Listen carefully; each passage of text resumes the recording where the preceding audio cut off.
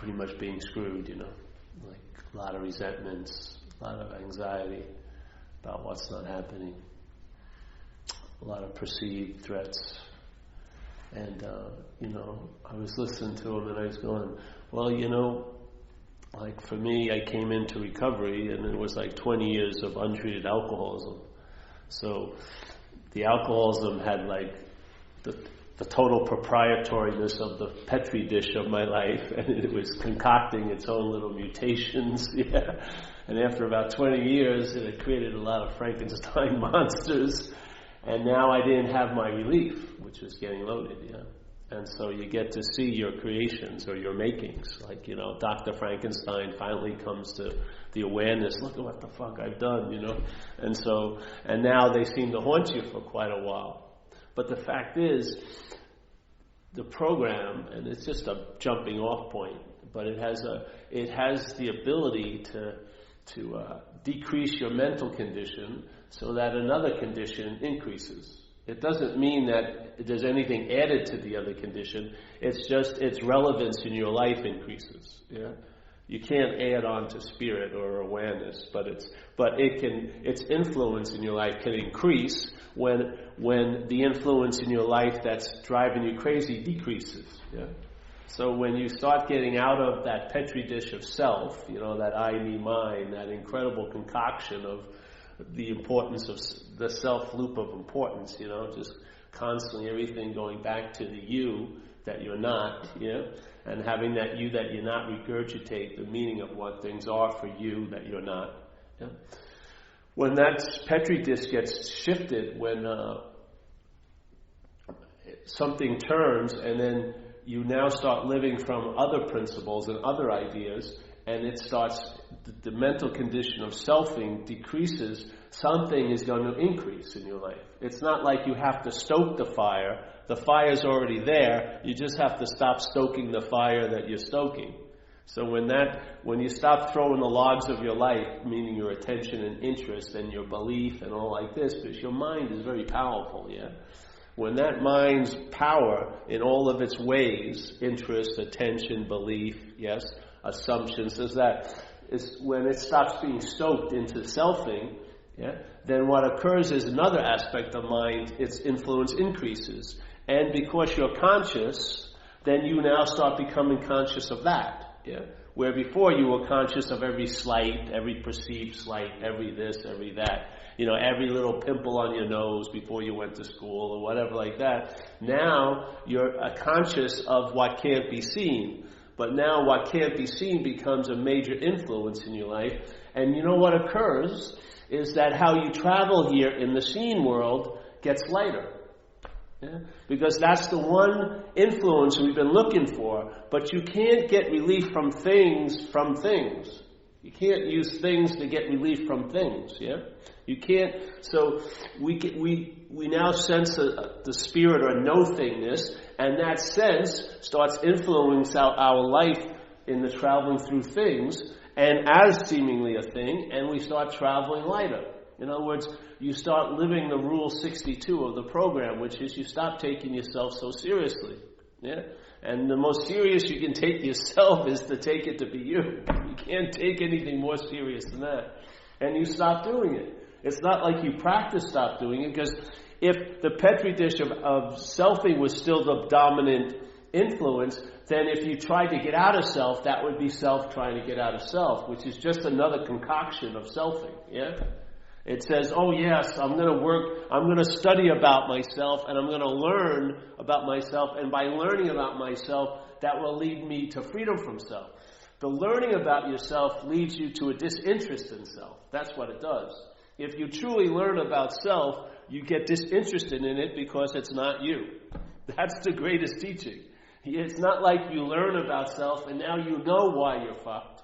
Yeah? Because there's a lot of professors of holes, but they keep falling in holes. Yeah? That knowledge doesn't serve them. If you learn about self, what it leads to is a disinterest in it because you learn that you're not that. Yeah? When it's presented to you, the qualities that sort of apply to this made-up idea of being you, and when they're put under not even a strong light, just a sort of a soft light of inquiry, it becomes very clear that you're not that. You're not that which they infer, because they can't actually produce you. They infer that there's a you, and you do the rest. Your mind jumps to the point that, aha, I'm that. Yeah? The selfing, this mental process, can never make you. It can make a you. Yeah? What takes the A out of it is you, the mind. Not you, the thing that's made, but the mind.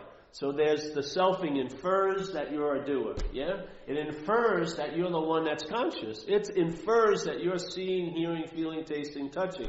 It infers that you have problems. It infers that you were born and that you're going to die, and that you are either inhabit a body, you are a body, or you're in alliance with a body, or you're a soul that's living through a body. Some story is telling you, but it's affiliated with this. All your stories about spirituality are cast as a body. You call it a spiritual journey. The only thing that takes a journey is a body. Spirit doesn't journey anywhere. Where could you see spirit leave? You tell me, all right, spirit's packing up for a trip. Yeah, all right? And now spirit is going to leave this and then go somewhere else that spirit isn't? Spirit is non-formed. It's not locatable. It's no thing. It doesn't have any qualities. So to talk about a spiritual journey, what's on a spiritual journey? A body. Just like you take a journey into the Marin Headlands to take a hike. What's hiking? You say it's you, but it's the body that's hiking, isn't it?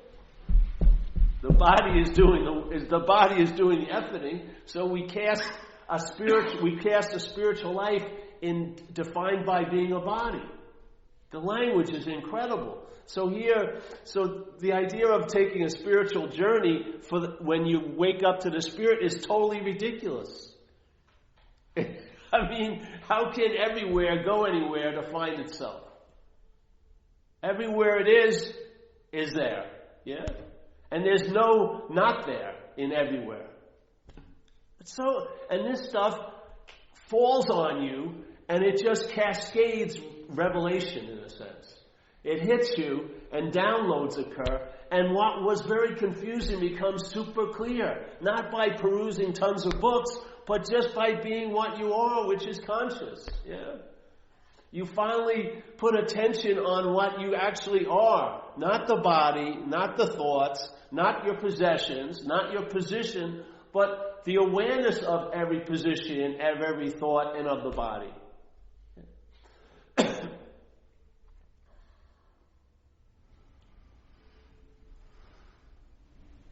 So here, you're in selfing, you're going to need a lot of machetes, because there's going to be so much undergrowth and so much jungle growth in your life, because that Petri dish is going to produce anxiety out of what's not happening. It's going to set up perceived threats where there's no threat at all, and so you're constantly going to not be able to see, and you'll need some damn sharp tools to cut through. But what would happen if you took away the Petri dish that jungle growth is growing out of?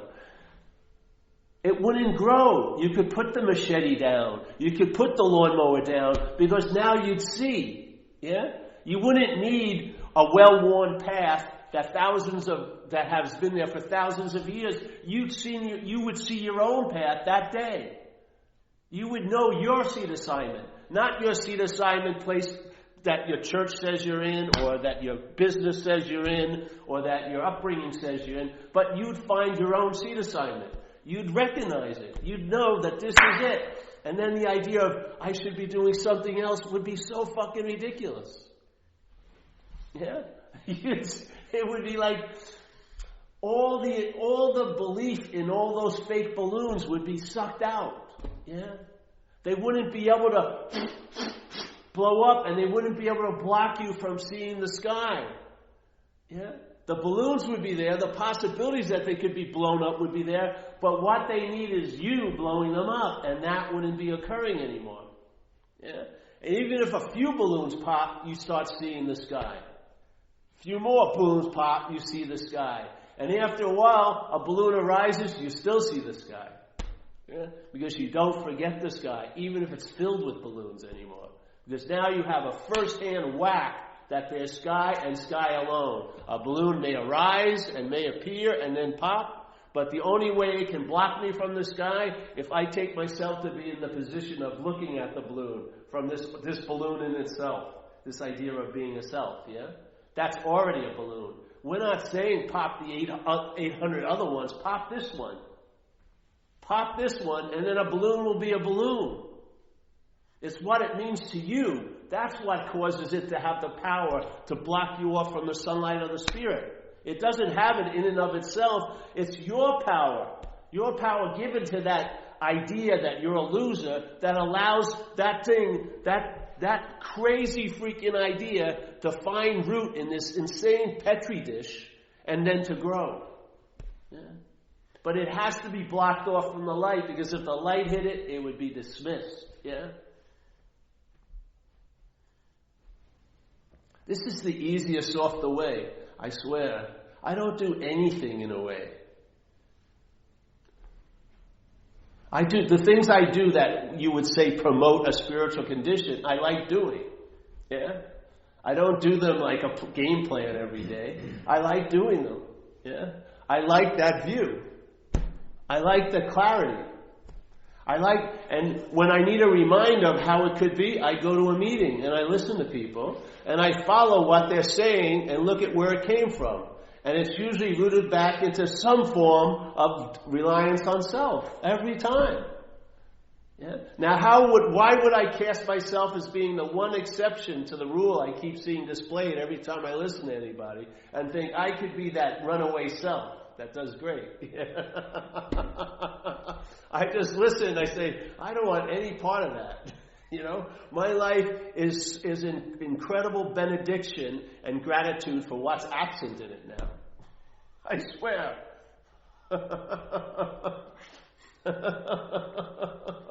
I mean, woo! And also, I follow back what's absent, and I see the reason why it's absent.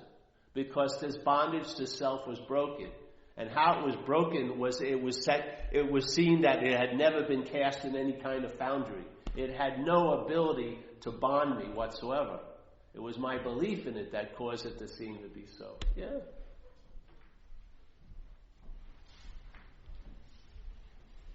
So, you know, if you're looking from it, it looks like a huge mass that has so much energy caught in it that how the hell am I going to move it? Yeah? If you're looking from it. If you see it almost as a mirage. Yeah? Even when you see a mirage and you know it's a mirage, it keeps appearing. It's not hallucination. It keeps appearing. The selfing keeps appearing, but you know there ain't no water there. Yeah? You've gone to the mirage too many times and there was nothing in the well. So you're not destined to keep making that mistake, yeah? Even if the mirage is there, because you know better now. Yeah? It doesn't mean the selfing doesn't occur. It's occurring. When the thought system goes off on a rant, it goes off on the rant based on you as being a doer, you as being the haver, you as being the thinker, you as being a historical action figure. It has all these assumptions that seem to be a solid foundation, and it just riffs off of those. It's not going to stop. Maybe it will someday, but you won't even care if it does or doesn't, because you've lost interest in it. Because the whole base root of your attention to it or bondage to it is you take it to be you, and now you've woken up. I don't see that as me. Yeah, I'm not beholden to it. I don't follow its newsletter.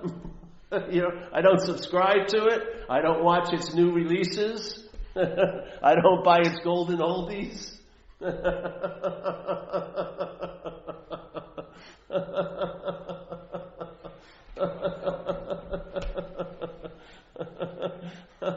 And then what are you left with? Find out, man. Find out what it's like to be left, what you're left with. Yeah. It's amazing how a day can be so full and yet be so light. Yeah.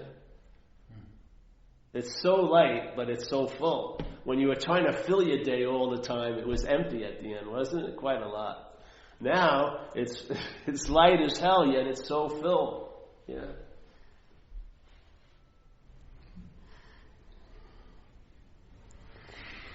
You don't see mind. Let's say mind is a powerful, indescribable, stateless state where everything arises from, yes, and everything departs back into. And let's say that mind is now expressing in a place called time and space. Yeah? In other words, it just doesn't express in one way. It expresses, and through time, that expression can evolve and mutate and get bigger and bigger and bigger and bigger and bigger. So the one idea is it's like nothingness is the gift that keeps on giving. That one idea of nothingness keeps on giving incessantly over and over again. Yeah? More and more revelations, more and more like flavors of serenity and peace, more and more flavors of joy, unbidden joy that comes from seeing someone else light up, tons of different joys.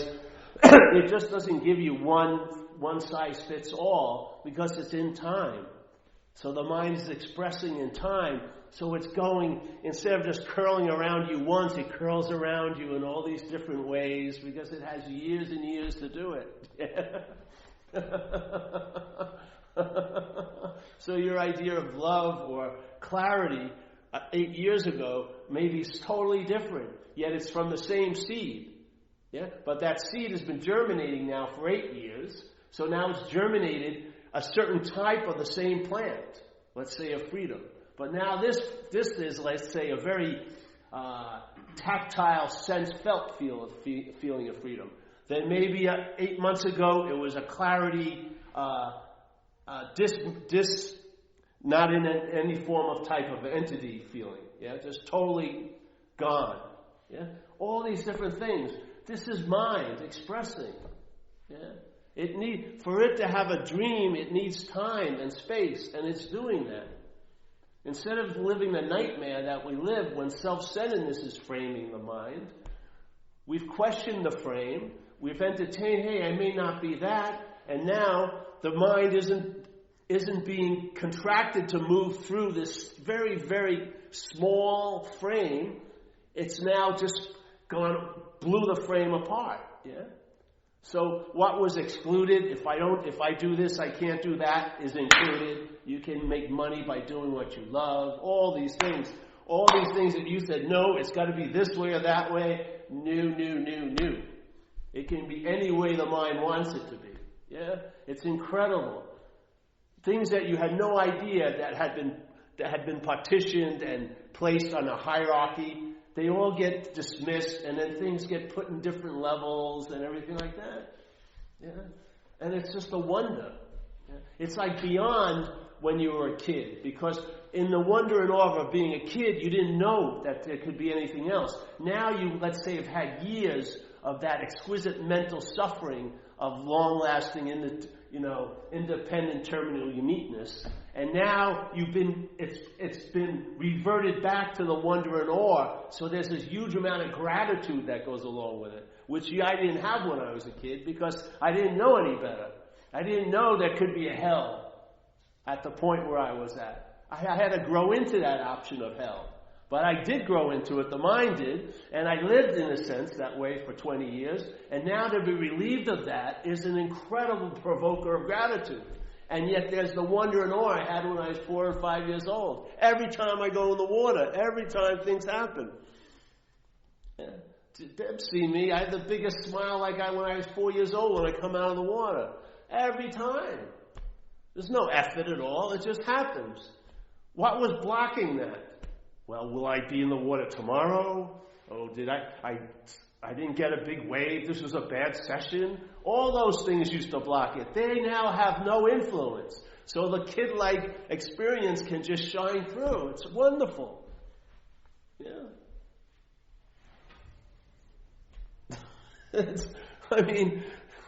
I can do the same thing. It's like that Labrador. You take a Labrador to the beach, you throw the ball once, and it's going crazy. You throw it 800 times, it's going same crazy, isn't it? It just won't stop until your arm falls off. That's why that guy made so much money. He got that little invention where you get the little cup and because it saved arthritis and dislocated shoulders if you had a Labrador, because it's not going to stop. It's going to want to keep doing it. Or if a little kid came in here, I went, ooh, and the kid would laugh. If I did it 20 times, it would probably laugh 20 times. Yeah? That's sort of what it gets to be like. If you have anything that you enjoy, and you have the possibility to enjoy it, you'll be enjoying it. Yeah?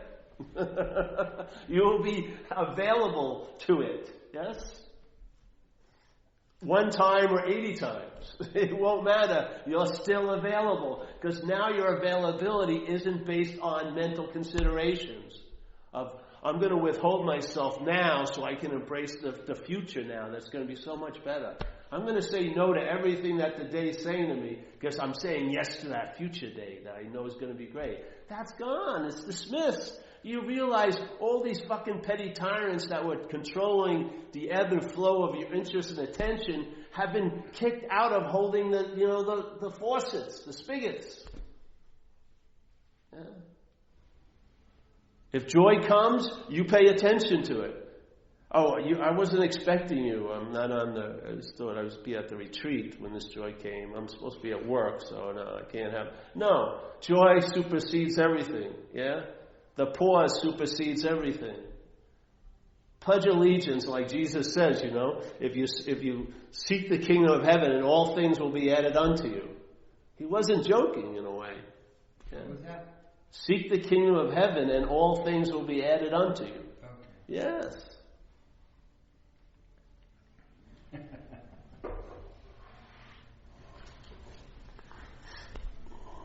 So if you follow it back, why in recovery we talk about doing service?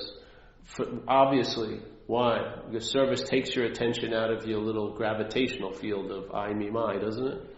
You've got to pay attention to someone else for a little bit.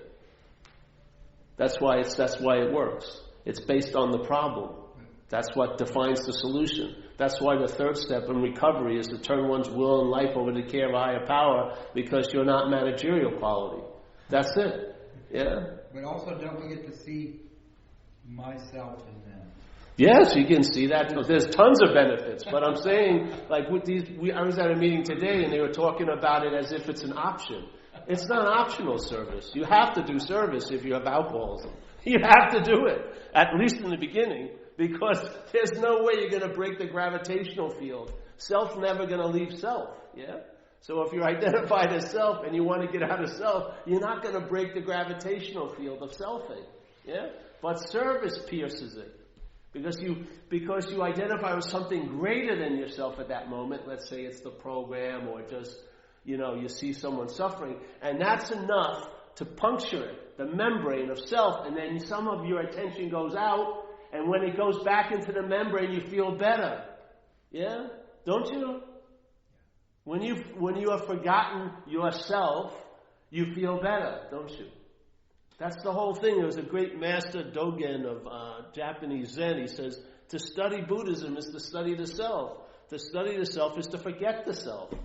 If you study the self, the small s, if you actually study it, you will forget it, because you'll realize it's not you. And then you realize, because I take it to be me, that's why I'm stuck in it.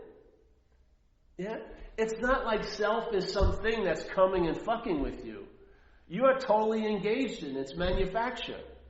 You're watching the selfing, which is going to happen just like breathing happens. You're watching the mental process called selfing, and the mental process infers you're the doer, you're the haver, you're the one who's conscious. It doesn't say consciousness is what's actually so. It says you are, yeah?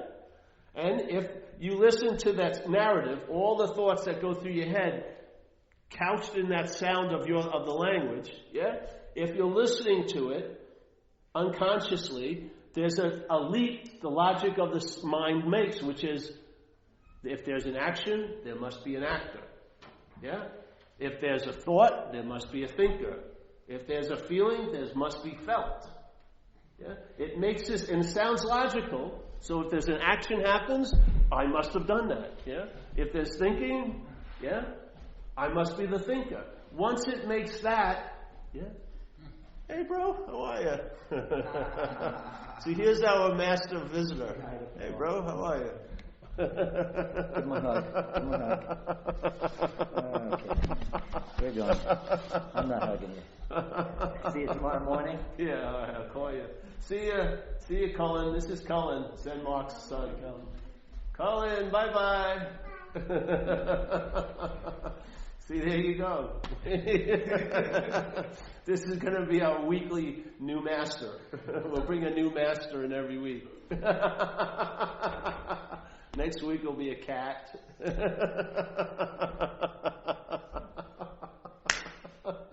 You don't see it? See that kid's face? You think he's worrying about next week? Or how he looks? Give me a break. He's freed from what?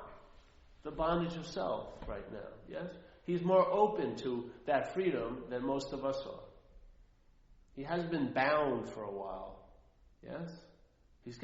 He floats back and forth quite easily. We tend not to anymore. We've sort of gotten stuck, and the membrane's gotten thicker. And then we suffer a disease which is self can't get out of self. So even our attempts to break the membrane, we're still identified with this essence of the membrane. So there's no escape. He doesn't have that dilemma right now. He's growing into it, but he doesn't have it right now. Yeah? So he can walk here, bright as a fucking lamppost. Yeah? Hug and then go. Wouldn't you like a little of that quality back in your life? That you could respond to that quickly? There wouldn't be a big consideration of your face when your ass wants to jump in the water. That you'd be willing to save your ass instead of your face. Yeah. I sure feel a lot better with it. Yeah. And the more you entertain it, the more it envelops you. Yeah. With no effort or thought either on your part. It's not like you're not even doing service anymore. You're like of service. Yeah. You're open to being of service. It doesn't have to be in a formed manner. Because now, I used to use this idea a lot, where here you are in the membrane of selfing, and you're trapped. It's claustrophobic in there. You're like a marathon runner in a closet. You just go obsessing around the idea of you all day, indirectly or directly. Yeah, on and on and on and on and on. So here we do service. So after years of doing service, quote unquote service and recovery, I realized when I did service, what would the feeling I get? The feeling I would get is I felt available. Yeah, I felt almost like I came out of a hole. Yeah? Felt available, and when I felt available, what did I feel? What did I feel in that availability? I sensed the presence. We maybe name it a higher power or something, but I sensed some presence. Couldn't put my finger on it, but I sensed it. It was more like a buoyant type of feeling, yeah, just by being available to someone. But then the mind would retract itself back into the membrane, and then I'd have to do service again to get that hit, yeah. And sometimes the mind would have a huge story going on, and I'd go to a service thing, and in 10 minutes that story would be null and voided. You know, the power of the presence of doing the service was enough to stop these trains of self-will. Yeah, but after a while, I realized that here I am taking myself to be something I'm not, which is trapping my mind in a very confined space. Yeah, a space of things and time. And then I do something, an action, to sort of care about someone else. So a part of my attention breaks through the membrane, and I feel what? I feel myself outside the membrane. So I feel bigger, I feel available. And then I would sense a presence. One time that happened, and I realized I'm the presence. Yeah? I'm the presence. I'm not that thing in a membrane that's bonded to another fucking crazy idea called self. I'm not that. Yeah? I'm not that. I'm the presence. This is what's happening in time. This is an experience that my mind is making up, that I'm caught in this membrane, and I'm disconnected, and I'm unfulfilled, and I'm selfish and self-centered, and I'm all these things, you know? But that's the story. Yeah? I was still taking the experience of the presence as an experience that I was having. But fact, the presence is what I am, and it's not an experience, yeah? So when I started to entertain it that way, I realized I'm of service. It's not, I don't need to take tons of commitments. If I do, I do. If I don't, I don't. I'm going to be used here. Because everyone who's willing, who's a volunteer, will be used here. You will be used. I'm telling you, yeah? So the whole point is to see that. So I never had to break through any membrane. It was my belief that I was inside the membrane that had me trapped. Yeah. It was my own belief. If you would have touched the door, you would have seen it would have swung right open. But the door to your belief, it said forbidden. Yeah.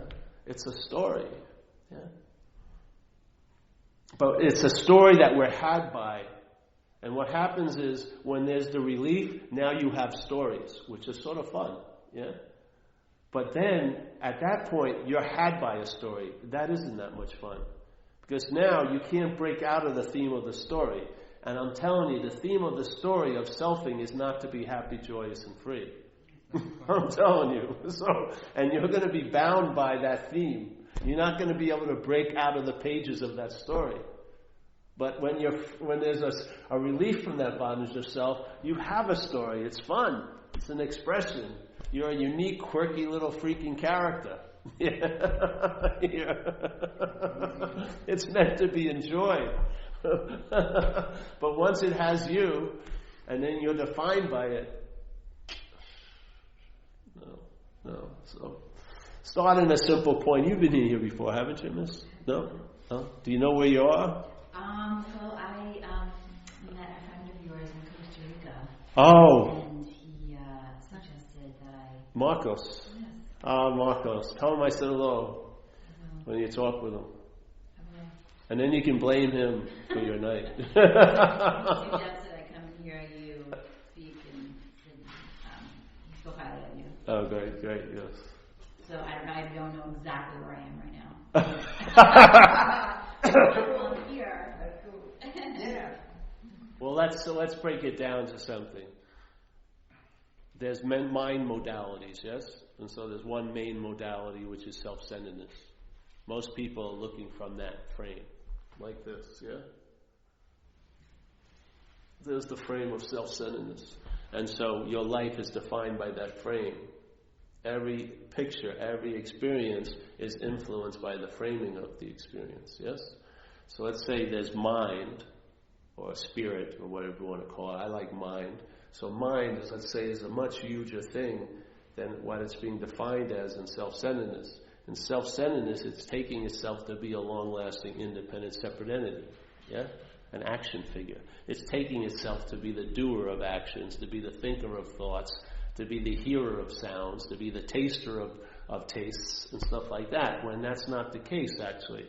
You could be sitting here in this room, if your eyes are open, and you have taken a complete lifelong vow never to see a bird again. If a bird flew by, you'd see it. You wouldn't have any say in the matter, would you?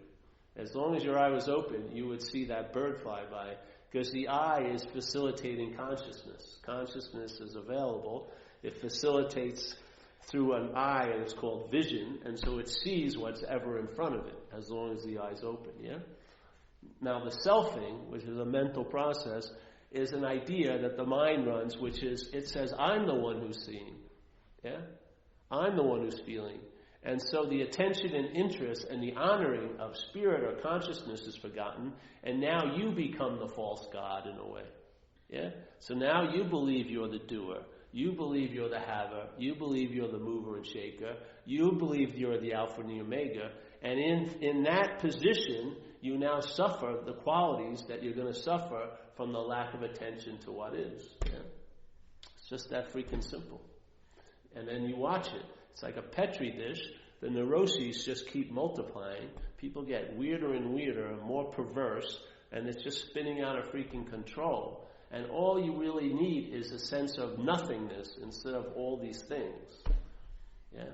But see, self can't get out of self. You can't use the Buddha to seek the Buddha. You can't use mind to seek the mind. You have to realize what you're not. And in that realization, you'll know what you are. You don't have to realize what you are because you can't, but you can realize what you're not. Yeah? You can realize, hey, I'm not that which these thoughts are inferring. I am not the doer. I am not the thinker. I am not the feeler. What's feeling can never be felt. What's hearing can never be heard. Yeah? What's smelling can never be smelled. I cannot have an experience of what I am, but I can learn what I'm not. And in learning what I'm not, it's the seeing of what I'm not, that's what I am. I wake up, I am the seeing, I am the consciousness that's now informing me, I'm not that, I am that. I am that which is informing me what I'm not. Yeah? It's incredible, it's beautiful. And there's nothing more needed to do. Yeah? In what you're not, it's all about doing. In what you are, it's not about doing at all. It's just about seeing. And you fulfill that requirement, you're awake. You're conscious now. No? You are conscious. In that consciousness, that's all that's needed. So we just throw a little invitation in there. Let's start with thinking.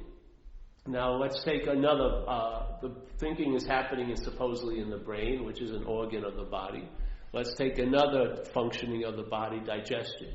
Now if someone sat here and started saying, oh, I've got to leave early tonight. I forgot to digest this burrito I had yesterday. I got to get home. I think I got the pizza from Saturday. I didn't eat the whole thing. And everyone would laugh. That's so funny. But now a much subtler process, we keep claiming to be the doer of that, thinking. This blows my mind, really. This one really blows my mind. The arrogance of selfing is incredible. It will just leap to a very subtle process called thinking and say, I'm the thinker. And then it may want to get into affirmations and try not to have bad thoughts. It's like herding cats, They're not beholden to you. They don't listen to you. Yeah? A thought doesn't listen to another thought. And the idea of being a thinker is a thought. It's just another one of the cats that is running around like crazy. So this idea of being a thinker, start there. Yeah? We have it easy. I'm in recovery. We have it very easy because I came into recovery and it was obvious after a few months that I was living under the pretense that no one ever thought like I thought. No one ever felt like I felt. No one ever did the heinous things that I did. And after a few months of listening to a lot of people, I had to come to two conclusions. How did they get my thoughts? Or they're not mine. You know what I mean? They think just like me. They feel just like I felt. And they did shit like I did. So it was a really beautiful example of the impersonalness of this parasite or this foreign installment. Yeah? There's millions of us thinking we're so unique, but what's producing the sense of uniqueness is the same mental modality. Self-centeredness. All self needs uniqueness. To feel like it's independent and separate and long-lasting, it must feel unique. Yeah? That feeling of being unique, like no one ever thought the thoughts like you thought, is just a fucking story. It's producing that effect. Yeah?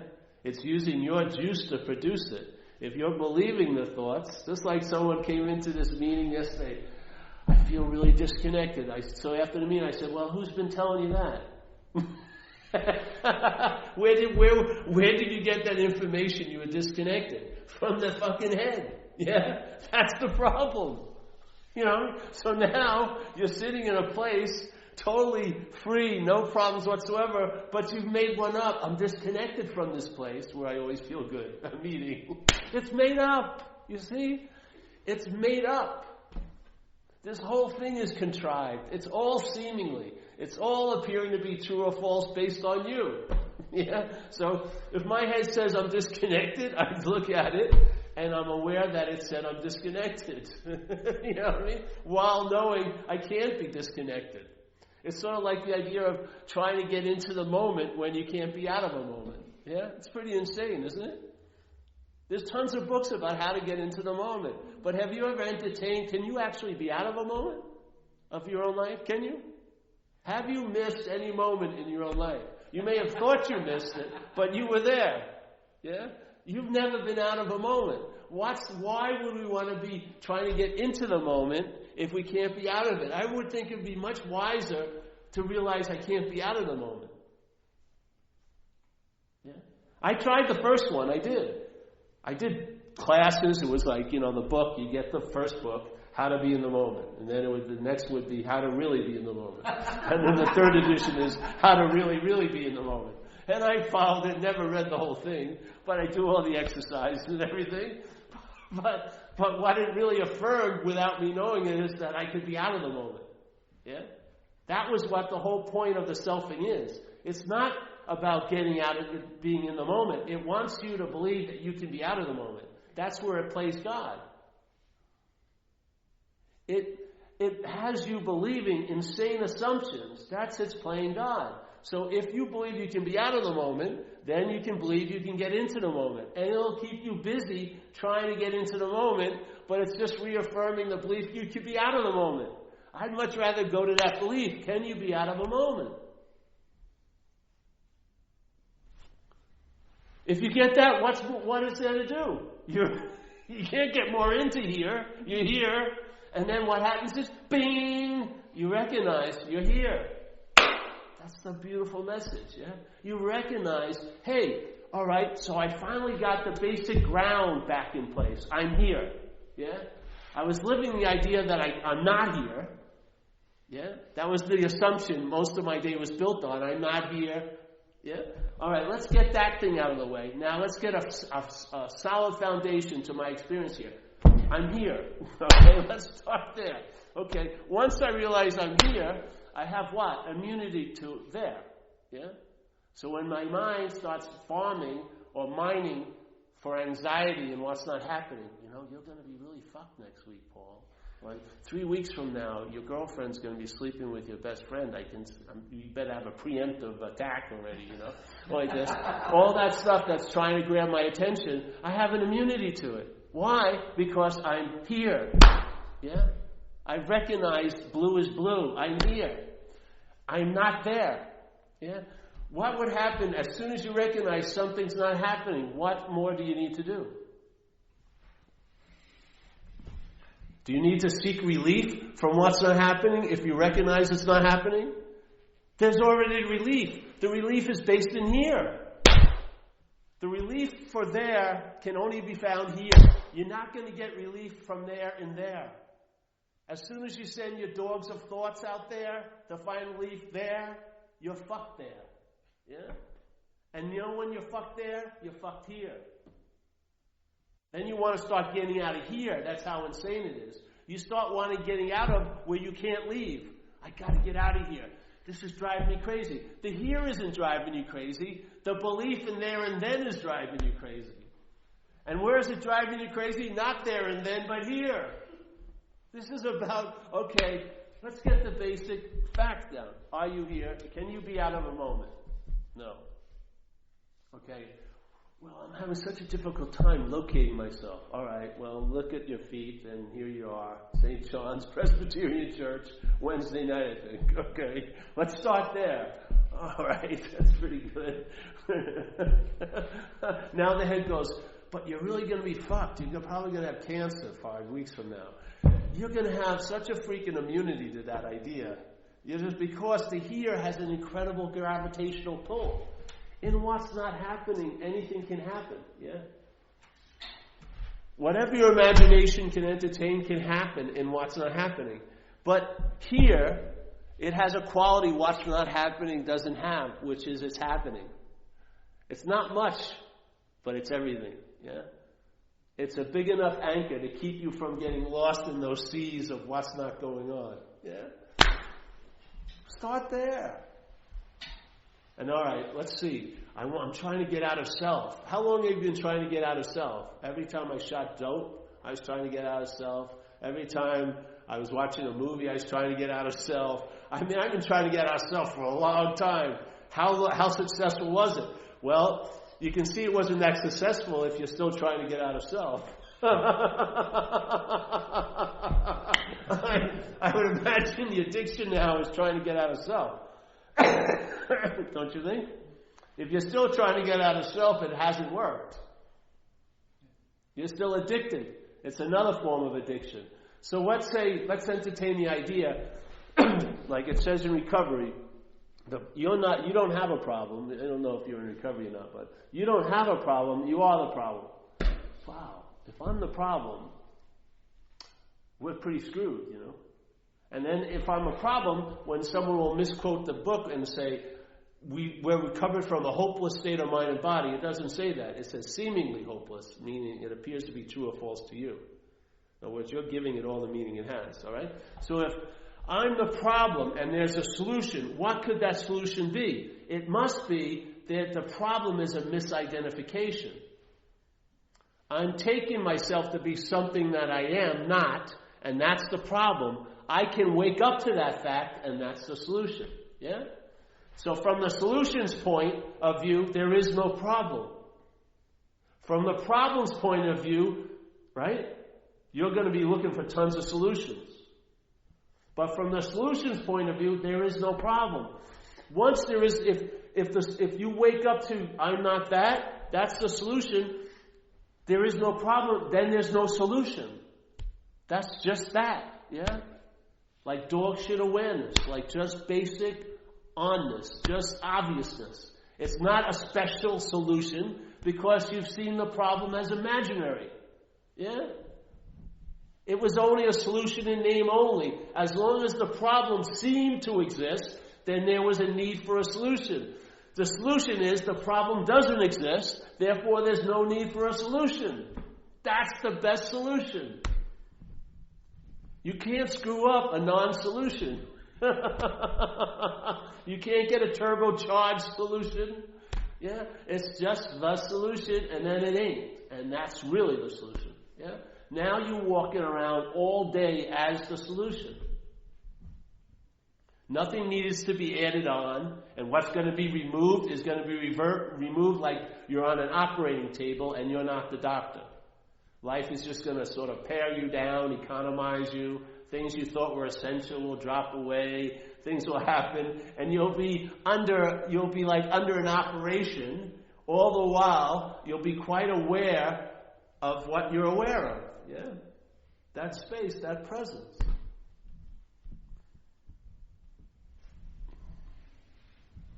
So now gratitude won't be an experience. Your attitude will be infused with it. Yeah. You won't be searching for humility. You'll be too humble for that.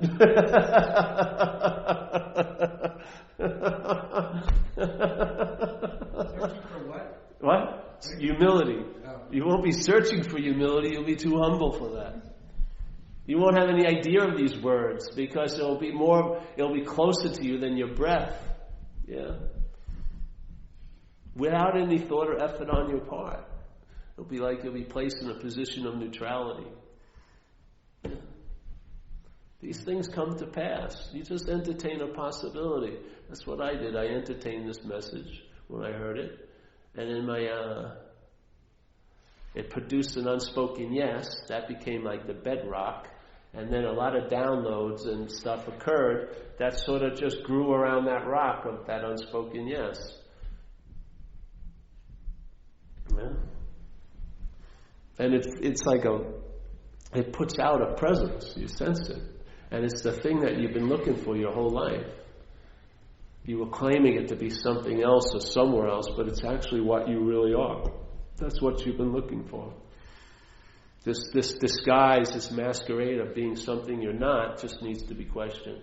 So if I am the problem, and the problem is identification as self, then there is a solution. Yeah? Because the identification with self can be outgrown. Yeah? It can be broken. Don't you see? If I'm the problem, that means that's after the identification as self has taken place. Yes? It's rooted now. And it's now growing all its lovely mutations of selfing. Yeah? I am that problem. That's how it feels. The solution is you're identified as that. You're truly not that.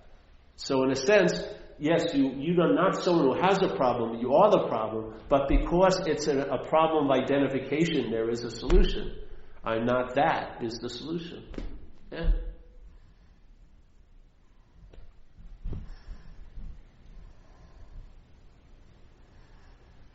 And then your own teacher, then you're your own guidepost, then your own light. Yeah, you're not looking for artificial lights. It's like if this room was in the dark and you needed to go to the bathroom and you don't remember where it is, you'd be in trouble, yeah? So then there'd be some entrepreneur here selling maps to the bathroom, saying, "Oh, I saw it once when the light was on, and give me $5 and get through that chair, go, make your apologies before you run into people and get over there." And then that map would seem valuable. Well, what would happen if you just turned the light on? You'd be able to see the door and go to the bathroom quite easy, wouldn't you? That's all what it's like. Stop waiting for the light to be turned on. The light is on. You're that. You don't need anyone to turn it on. The best someone can do is invite you to recognize it. Yeah. And hopefully sit in the certainty of entertaining it themselves. So you can get on with it. Yeah. See what happens. If you're not beholden to your thoughts, see what happens. Find out what it's like not to be driven by thoughts. See what else drives this action figure. See what else can drive this. Not the thought system. See what other modalities of mind can become the navigational system for this. See how many coincidences will flood in your life. See how you'll see the mosaic of choreography that's going on here. See how nothing is wasted or lost anywhere in this place. Yeah. See how you'll sense an intimation of something so beyond what you can imagine in your own life. In other words, you won't be digging in like archaeological digs to find 5,000-year-old scriptures. You'll be the living scripture. You'll experience what they were speaking about in your own life. Walking around, going to the cafe. You don't have to go on a pilgrimage. It happened when you're going to Starbucks. I'd rather not go to Starbucks, go somewhere else.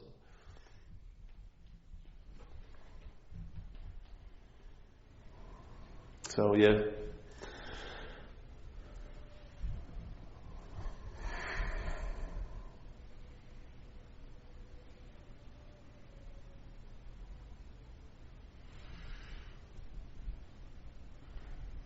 So, we bring in the music. Hear them chanting outside. It's meditation time. Hear it? In the church, they have the music on, don't they? Or is it me? I don't have any audio hallucination. I love them. I love hearing the music. Yeah.